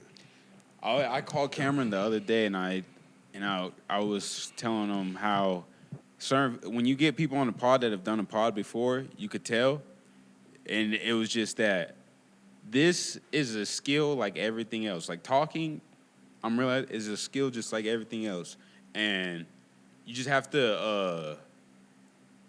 I think some people take the approach is, oh, I don't have it or I do have it, and I've kind of taken that approach sometimes, like I just don't have this or I do have this. And I mean, you have your gifts in some areas and you don't in other areas, but I think everything, even something as talking, like you just understand, give yourself time. I guess I'm giving a message to the audience. If you have anything that you want to do, give yourself time, and before you say, oh, I do have this or I don't have this, try it a couple times. Yeah, because you could develop skills. Yeah. One time somebody told me that when I told them like I wanted to start drawing again, I was like, but it's been so long since I've been drawing, like I'm probably suck. And then dude was like, well, drawing isn't really a skill that you're born with. It's something that you could develop. He was like, if you really put the time in, you can get as good as me. I was like, damn. Yeah. When he said that shit, I was like, damn. And then it reminded me too, because like I used to think I was trash at rapping, and then the more I just kept on writing, like just writing shit that didn't even make sense, just to try to come up with rhyme schemes or just to try to cipher through my bullshit. Like you know what I'm saying? Even nowadays I'll do that. Like I'll just write one song, and I'll be like, I know it's some bullshit, but it's something in here. I just played him something the other day where I was like, man, I had forgot about this because we gonna use the beat for a different song. I was like, damn, I forgot about this. So I was playing it to him, and a lot of them lines was some of the same lines I was saying in the EP, but I just was rearranged them. I tried to find, like, you know what I'm saying? Yeah. You're trying to piece the puzzle together, and once the puzzle came together, I was just like, no, okay, I like this. Yeah, like just that guy telling you you can get as good. Like I think some people will cut off their own potential with their judgment of where they're at right now. Like you'll judge your stats or your statistics of where you're at right now, and you'll just say, I don't got it. But somebody else gives you permission and be like, hey, I was right there. And with your stats and with where you're at, you can get here. And I think everybody just, and also if, for me, like, if it's not hitting the way you want to right now,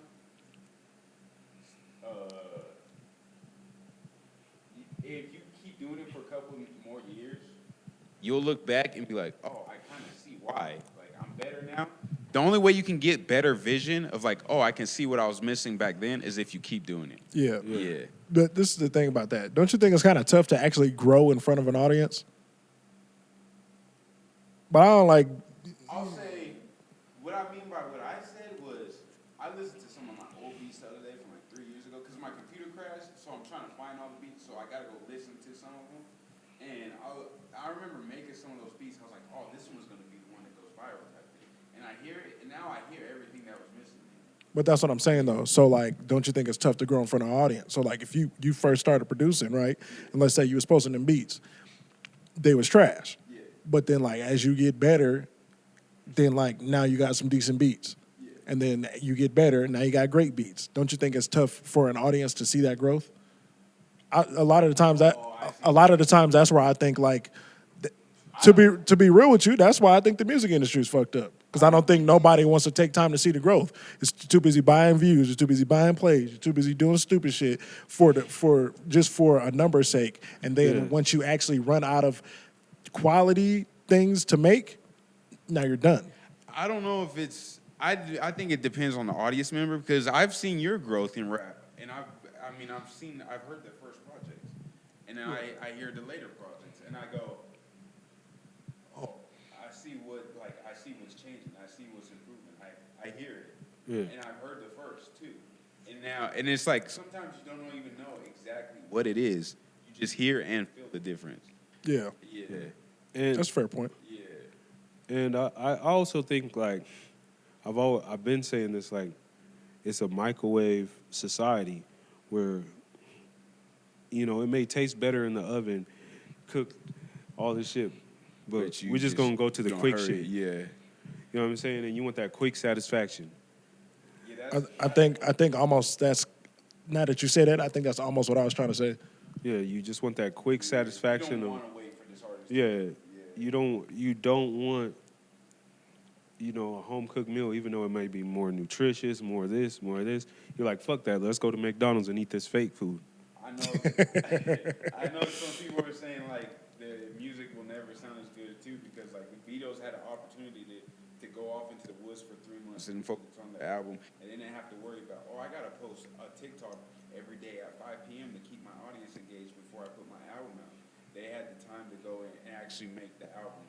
So without being worried about the TikTok content type thing. I think if you're good at anything, you don't need that. Like,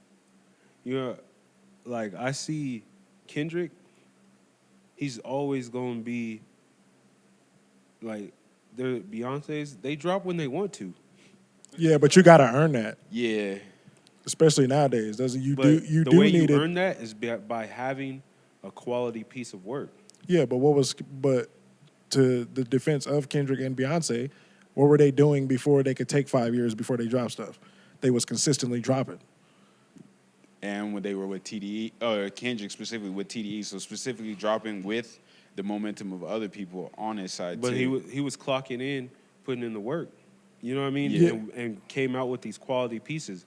A lot of people, they're just doing shit. Right, but that's what I'm saying though. So it was obviously different back then. But for them to earn the right to wait 5 years in between projects, they was consistently dropping yearly. They was consistently on features Like yearly. Like they never disappeared. Like what they did to get the luxury to do what they do now is basically what Drake is still doing.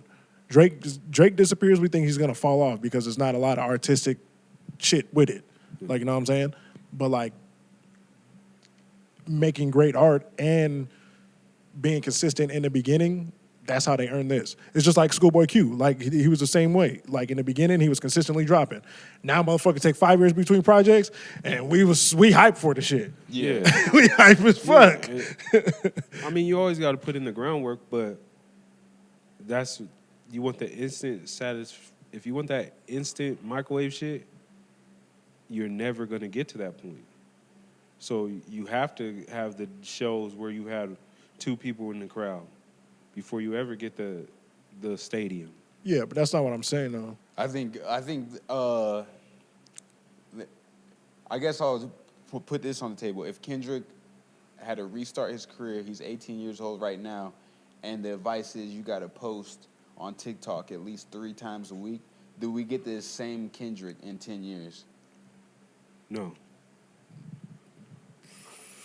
I don't know. That's kind of a weird question. It is a weird question. I think. Well, I guess the essence of the question is the distraction taken away from the legacy that he didn't have to worry about 10 years ago. That's also the problem with the music industry is that everything is the distraction does take away from the art. Yeah. Like it's about the person and what he's doing and not the art that he's presenting. So like example, like that's why like a lot of these motherfuckers that go viral can just drop a song.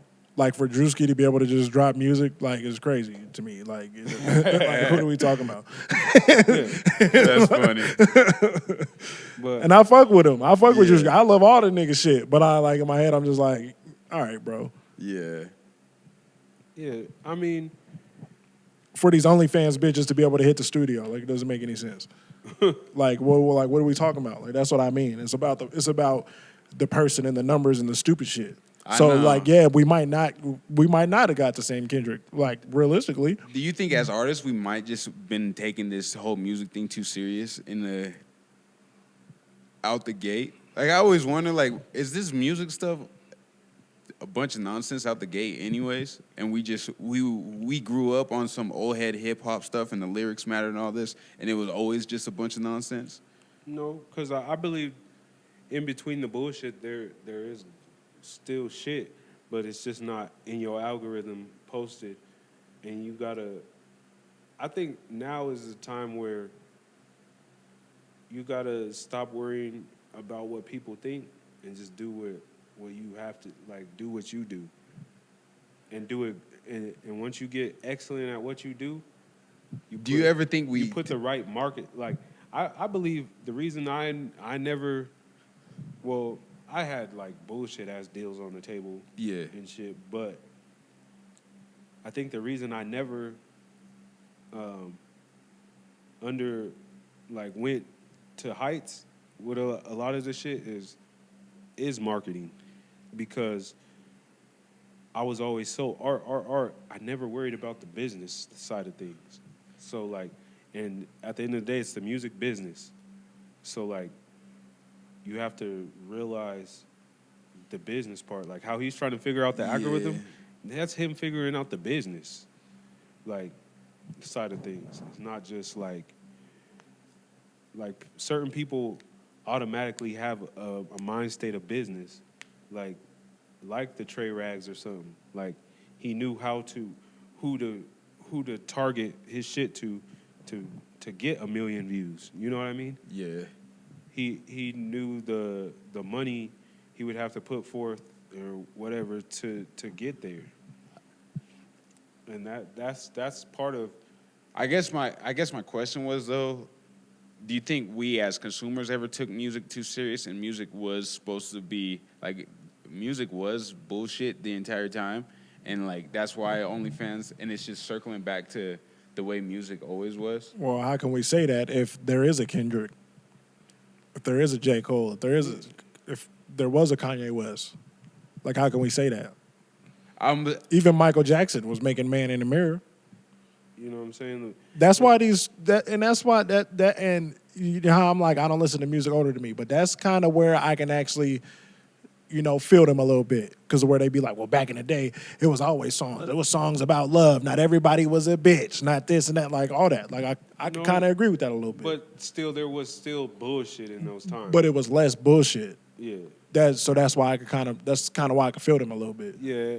Yeah. And like their classic records from that time that we know, it's not a lot of bullshit. Like, you know what I'm saying? Yeah.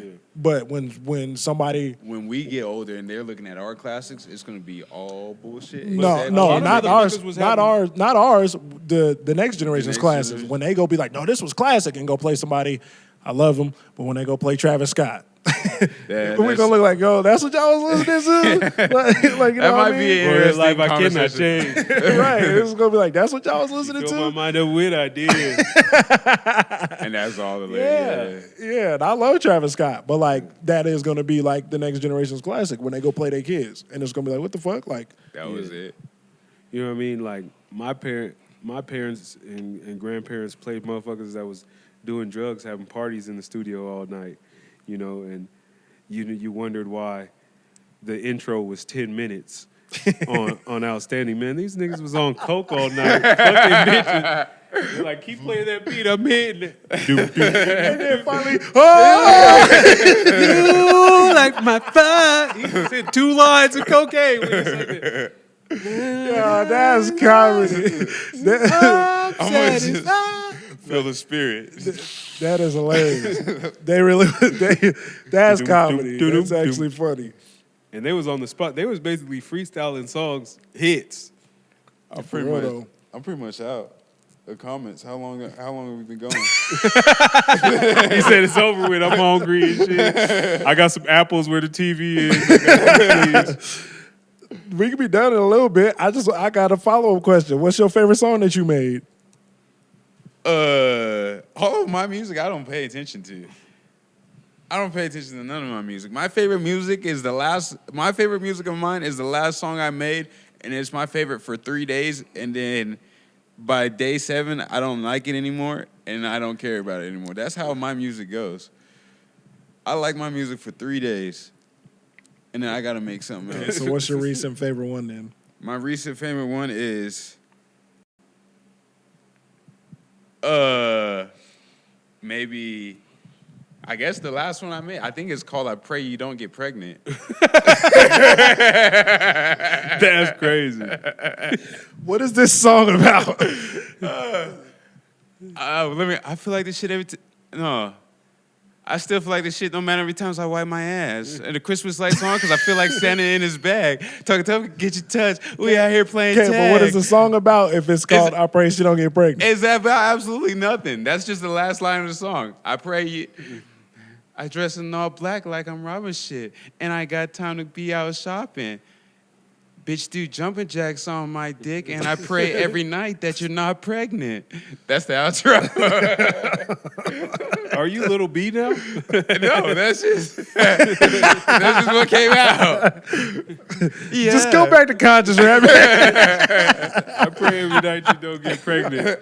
This motherfucker is about to go platinum because it's part of the algorithm. Bro, that came from the heart. You never had that moment, bro? You never had that moment where you're like, bro, I pray to God she's not pregnant. Oh, yeah, I've had that that's problem what I'm multiple saying. That times. He resonates. said that came But from I ain't the never heart. told her to do jumping jacks on the dick. I think I said what? That was after he read that iceberg slim book. Do jumping jacks on the dick, bitch. That's I only got 4 apples left. You got to do some jumping jacks so I can get some more apples. If Johnny only had 4 He apples, remembers the apples kills me every time. he said if bro. Johnny had 4 apples and you did some jumping jacks on the dick, Bro, it would multiply by 10. Anybody in the audience that got this far, the apple references, I used to keep my apples where my TV